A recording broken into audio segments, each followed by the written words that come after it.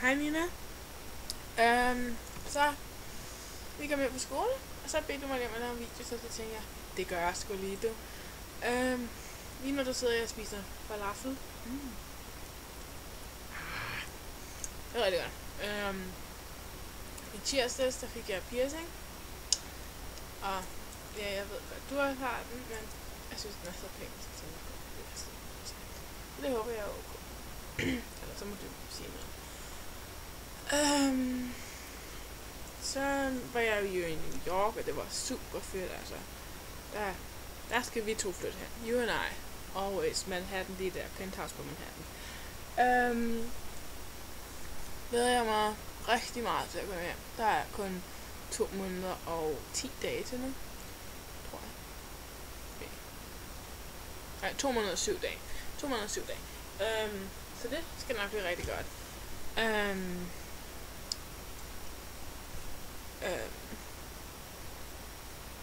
Så ham der, Justin, ham har jeg... Altså, jeg snakker stadigvæk med ham, og jeg er måske lidt kørende, men jeg ved ikke lige, hvor det går hen af. Vi skal til prom sammen, og det skal rigtig nok. Det er nok rigtig godt. Det er hvad vi skal hygge os lidt. Så det skal nok blive godt. Han er en sød dreng. Okay.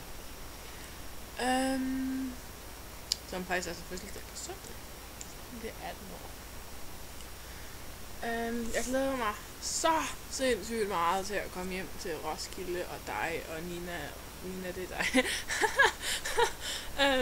Det er dig og Sille og Coco og Kira og Charlotte og Mia og alle jeres lækre skinker. Og Lars! Hvad var det, han sagde det? Hej, jeg hedder Lars! Jeg har godt lide regnvejr. Ja, det var sjovt. Så det var... Jeg snakkede faktisk med Lars her for måske en uges tid siden, når jeg skulle hilse. Og så aftalte vi, at vi skulle møde det på Roskilde og drikke nogle øl og noget Absolut vodka og noget rød soda og noget, men det var godt. Så det skal nok blive jævnt chill.